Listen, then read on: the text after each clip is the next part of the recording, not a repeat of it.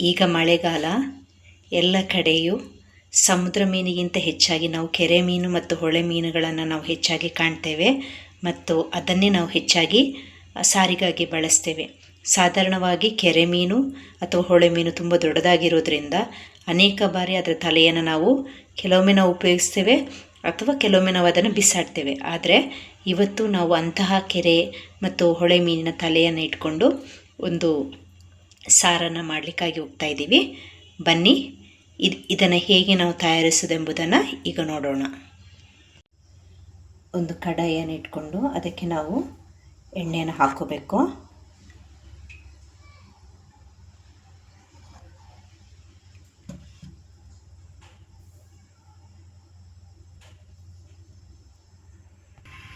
ಎಣ್ಣೆ ಕಾದಿದೆ. ಈಗ ನಾವು ಅದಕ್ಕೆ ಒಂದು ಸ್ವಲ್ಪ ಸಾಸಿವೆ ಕಾಳು,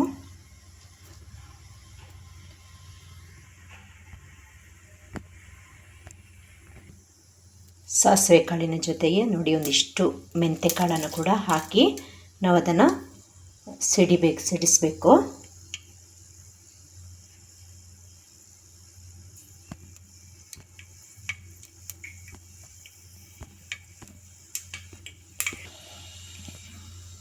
ಸಾಸಿವೆ ಕಾಳು ಮತ್ತು ಮೆಂತ್ಯ ಕಾಳು ಚೆನ್ನಾಗಿ ಸಿಡಿದಿದೆ. ಈಗ ನಾವು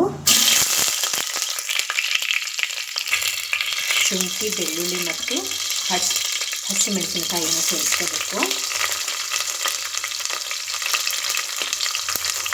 ಜೊತೆಗೆ ಕರಿಬೇವಿನ ಸೊಪ್ಪನ್ನು ಕೂಡ ನಾವು ಸೇರಿಸಬೇಕು. ಎಲ್ಲವನ್ನು ಸೇರಿಸಿ ನಾವೀಗ ಚೆನ್ನಾಗಿ ಫ್ರೈ ಮಾಡ್ಕೋಬೇಕು.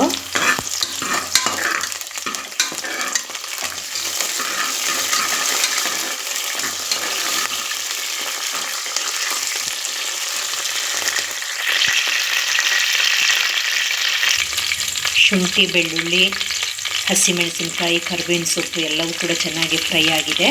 ಈಗ ನಾವು ಇದಕ್ಕೆ ಹೆಚ್ಚಿಟ್ಕೊಂಡಂತಹ ಈರುಳ್ಳಿಯನ್ನು ಸೇರಿಸೋಣ.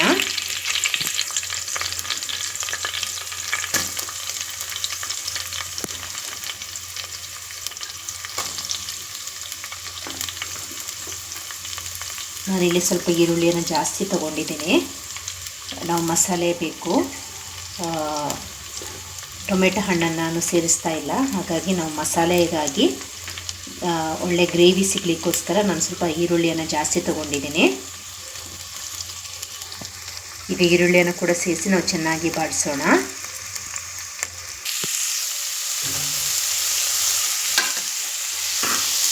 ಈರುಳ್ಳಿಯನ್ನು ಚೆನ್ನಾಗಿ ಬಾಡಿಸ್ಕೋಬೇಕು.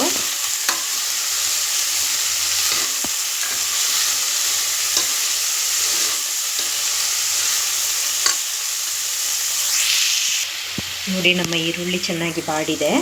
ಈಗ ನಾವು ಇದಕ್ಕೆ ಅರಿಶಿಣದ ಪುಡಿ, ಖಾರದ ಪುಡಿ, ಧನಿಯಾ ಪುಡಿಯನ್ನು ಹಾಕಬೇಕು.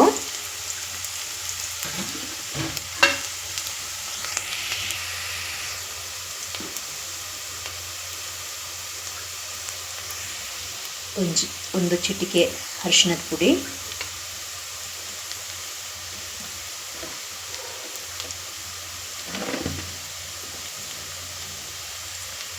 ಒಂದು ಟೀ ಸ್ಪೂನ್ ಧನಿಯಾ ಪುಡಿ. ಇವುಗಳನ್ನು ಚೆನ್ನಾಗಿ ಬಾಡಿಸ್ಕೊಳ್ಳೋಣ.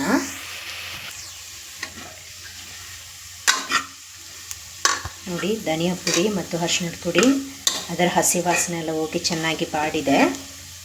ಈಗ ನಾವು ಇದಕ್ಕೆ ಖಾರದ ಪುಡಿಯನ್ನು ಸೇರಿಸ್ಕೋಬೇಕು.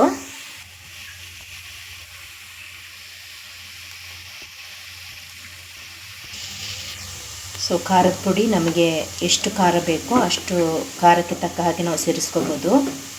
ಈಗಾಗಲೇ ನಾನು 2 ಮೆಣಸಿನಕಾಯಿನ ಕೂಡ ಉದ್ದವಾಗಿ ಹಾಕಿದ್ದೀನಿ. ಹಾಗಾಗಿ ಖಾರ ನೋಡಿ ಖಾರದ ಪುಡಿಯನ್ನು ಹಾಕೋಬೇಕಾಗತ್ತೆ. ನಾನು ಸ್ವಲ್ಪ ಇಲ್ಲಿ ಖಾರದ ಪುಡಿಯನ್ನು ಜಾಸ್ತಿನೇ ಉಪಯೋಗಿಸ್ತಾ ಇದ್ದೀನಿ. ಕಾರಣ ಮೀನಿನ ತಲೆ ಸಾರಲ್ವಾ, ಸ್ವಲ್ಪ ಉಪ್ಪು, ಹುಳಿ, ಖಾರ ಎಲ್ಲ ಸ್ವಲ್ಪ ಜಾಸ್ತಿ ಇದ್ರೇ ಅದು ತಿನ್ನಲಿಕ್ಕೆ ಚೆನ್ನಾಗಿರುತ್ತೆ. ಹಾಗಾಗಿ ನಾನಿಲ್ಲಿ ಖಾರದ ಪುಡಿನ ಸ್ವಲ್ಪ ಜಾಸ್ತಿ ಉಪಯೋಗಿಸ್ತಾ ಇದ್ದೀನಿ.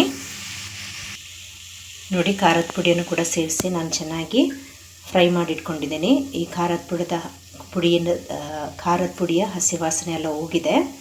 ಮಾತ್ರವಲ್ಲ, ಚೆನ್ನಾಗಿ ಈರುಳ್ಳಿ ಜೊತೆಗೆ ಫ್ರೈ ಆಗಿದೆ. ಈಗ ನಾವು ಒಂದು ನಿಂಬೆಹಣ್ಣಿನ ಗಾತ್ರದ ಹುಣಸೆ ಹಣ್ಣನ್ನು ನಾನು ನೀರು ಮಾಡಿಕೊಂಡು ಆ ಹುಣಸೆ ಹಣ್ಣಿನ ರಸವನ್ನು ಈಗ ನಾನು ಇದಕ್ಕೆ ಸೇರಿಸ್ಕೊಳ್ತಾ ಇದ್ದೀನಿ.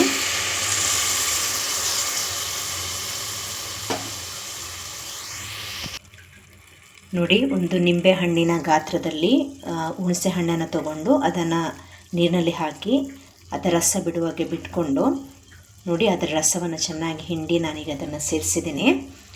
ಈಗ ನಾವು ಇದೆಲ್ಲವನ್ನು ಒಂದು ಸ್ವಲ್ಪ ಮಿಕ್ಸ್ ಮಾಡಿಕೊಳ್ಬೇಕು.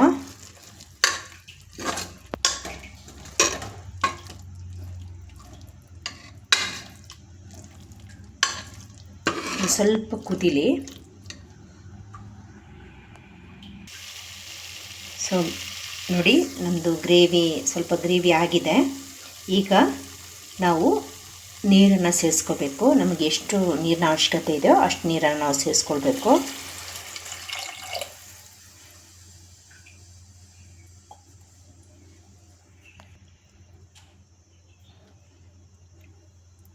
ಸ್ವಲ್ಪ ಜಾಸ್ತಿ ನೀರನ್ನು ಸೇರಿಸ್ಕೊಳ್ತಾ ಇದ್ದೀನಿ.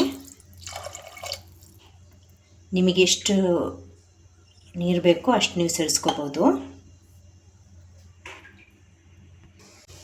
ಈಗ ನಾವು ಉಪ್ಪನ್ನು ಸೇರಿಸ್ಕೋಬೇಕು. ನೋಡಿ, ನಾನಿಲ್ಲಿ ಕಲ್ಲುಪ್ಪನ್ನು ಸೇರಿಸ್ಕೊಳ್ತಾ ಇದ್ದೀನಿ. ಪುಡಿ ಉಪ್ಪಾದರೂ ನಾವು ಸೇರಿಸ್ಕೋಬೋದು, ಏನು ತೊಂದರೆ ಇಲ್ಲ.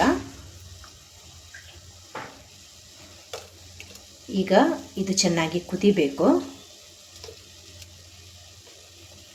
ನೋಡಿ, ಕುದೀತಾ ಇದೆ.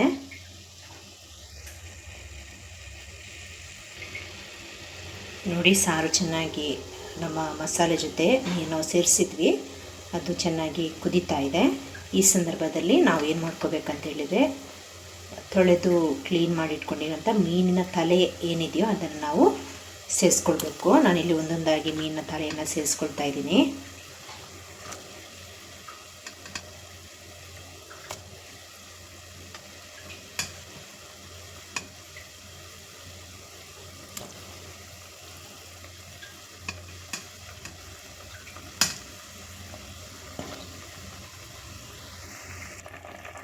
ಎಲ್ಲ ಮೀನುಗಳ ತಲೆಗಳನ್ನು ನಾನು ಸೇರಿಸ್ಕೊಂಡಿದ್ದೀನಿ. ಈಗ ನಾವೇನು ಮಾಡಬೇಕು ಅಂತೇಳಿದರೆ, ಒಂದು ಲಿಡ್ಡನ್ನು ಮುಚ್ಚಿ ನಾವು ಬೇಯಲಿಕ್ಕಾಗಿ ಬಿಡಬೇಕು.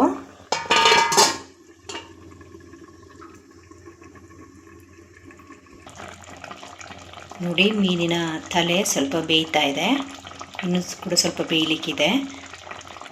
ಅದು ಬೇಯವರೆಗೂ ನಾವು ಸ್ವಲ್ಪ ಸ್ಲಿಮ್ಮಲ್ಲಿ ಇಟ್ಕೊಂಡು ಲಿಡ್ಡನ್ನು ಮುಚ್ಚಿ ಸ್ಲಿಮ್ಮಲ್ಲಿ ಇಟ್ಕೊಂಡು ನಾವು ಬೇಯಿಸ್ಕೊಳ್ಳೋಣ. ನೋಡಿ, ಎಣ್ಣೆ ಮೇಲೆ ತೇಲ್ತಾ ಇದೆ. ನಮ್ಮ ಮೀನಿನ ತಲೆ ಬೆಂದಿದೆ. ನಾವೀಗ ಸ್ಟವನ್ನು ಆಫ್ ಮಾಡೋಣ. ನೋಡಿ, ನಮ್ಮ ಮೀನಿನ ತಲೆ ಸಾರು ರೆಡಿಯಾಗಿದೆ. ಇದನ್ನು ನಾವು ಅನ್ನದ ಜೊತೆ ಅಥವಾ ಹಾಗೆ ಕೂಡ ನಾವು ಇದನ್ನು ಸವಿಬಹುದು.